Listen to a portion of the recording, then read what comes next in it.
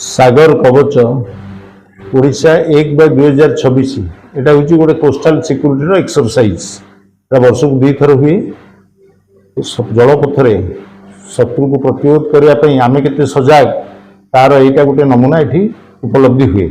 यहाँ mainly Indian Navy, Coast Guard, MPS Odisha एवं Odisha police सहायतार ये कार्यक्रम हुए।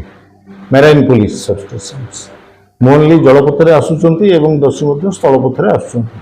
तेणु पारादीपटा गोटे भाइटाल ऑर्गेनाइजेशन रु भाइटाल इंस्टॉलेशंस अच्छी like IOCL, Paradip port, IFFCO etcetera. तेणु से आम मैंने पुलिस तरफ ओडिशा पुलिस तरफ जगतसिंहपुर जिला एसपी निर्देश में 72 जन पुलिस कर्मचारी ए नियोजित अच्छु। 5 इन्स्पेक्टर, गोटे सब इन्स्पेक्टर, 15 जन एएसआई आउड्रा टीम समस्ते आम प्रस्तुत रहीचु। आज सका 6 आरंभ होती आसंता काली सका संध्या 6टा पर्यंत ये कार्यक्रम चलो।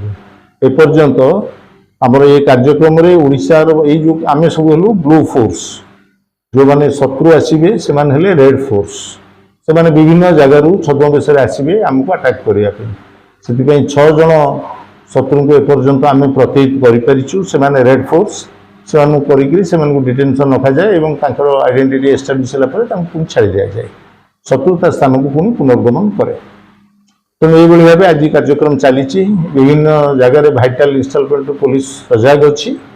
राउंड द क्लॉक चलो पूरा आसंता काली संध्या 6टा जाए।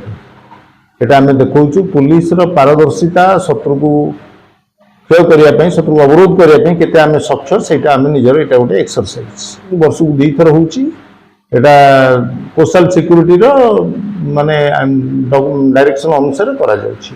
कोस्टगार्ड डायरेक्शन अनुसार ये कोस्टगार्ड रोचे, सीआईएसएफ रोचे, मेराइन पुलिस रोचे, ओडिशा पुलिस रोचे।